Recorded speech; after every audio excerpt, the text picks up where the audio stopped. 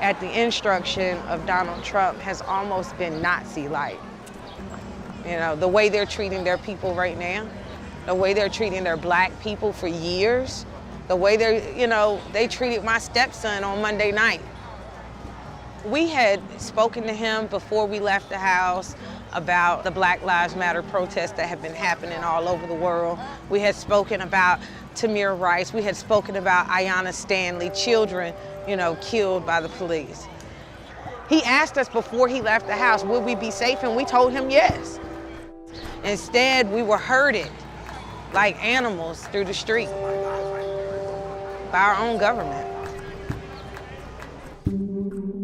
Lafayette Park is the closest place that you can get to the seat of executive power in the United States. On June 1st, people went to the White House to demonstrate. Hundreds of protesters are back behind barricades. The White House in the distance, but you probably can't see it because there are so many people here. And then without any justification, that demonstration was violently shut down by federal police.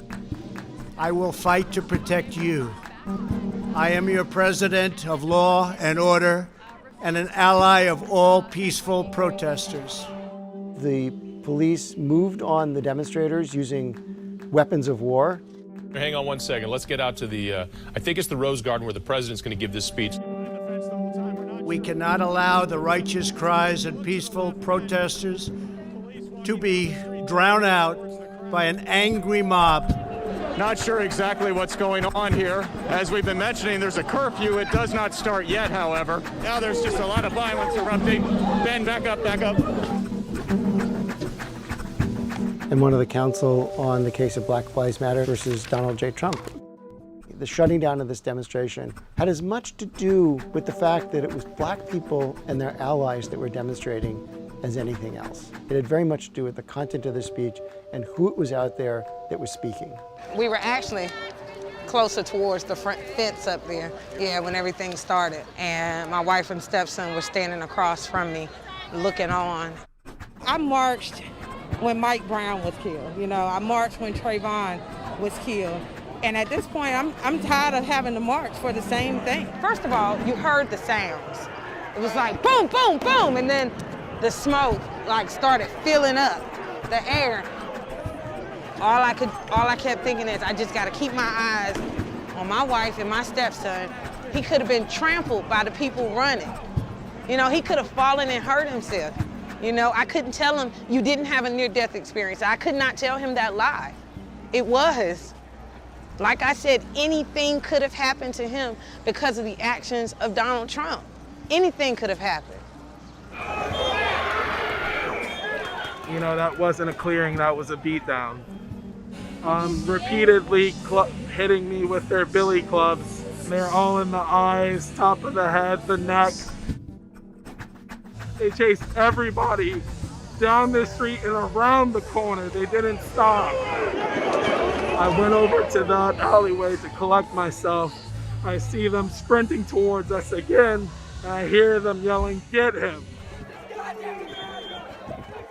And they forced me to run barefoot in the middle of the street for what I assumed was my life. As you can tell, my voice is still a little bit hoarse, and that's due to the blunt trauma to my voice and the pepper spray that was forcefully ingested in tear gas that they claim they didn't throw. What's in your eyes? What's in your eyes? Did you get sprayed? He got hit. Moments ago, the U.S. Park Police put out a statement saying that no tear gas was used during that pushback of protesters. They didn't use tear gas. They moved them out. We know tear gas was used at Lafayette Park because canisters were recovered there by journalists. I'm holding in my hand some of the remnants of the flashbangs and the tear gas canisters that were launched.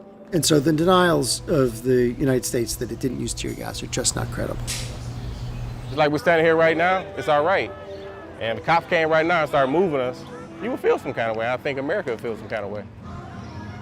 So at that moment, I kind of stood my ground to record everything that was going on because I knew that this is going to be a pivotal point in history. They threw a flashbang once that exploded right by my ankles.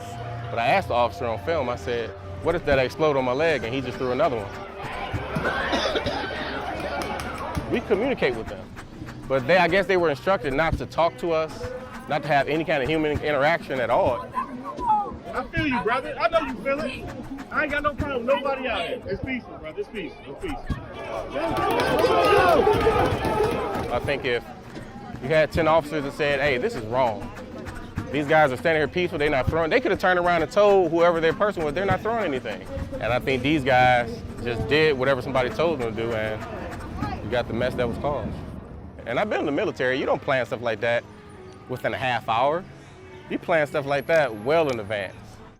Around 6:10 p.m. Eastern Time, Attorney General William Barr was spotted walking through the park, surveying the scene with a security detail. So the Department of Justice has officially acknowledged that Defendant Barr ordered Lafayette Park cleared minutes before the assault started. Defendant Barr issued this order following a series of statements by Defendant Trump in the days and hours leading up to this attack. You have to dominate. If you don't dominate, you're wasting your time. They're going to run over you. You're going to look like a bunch of jerks.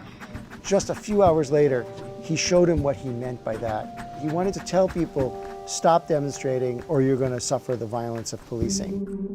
And then that's when I saw this guy that I could tell he was hurt bad, tried to get some gauze on it, sat him down like basically right here, and I then realized he had a rubber bullet in his face.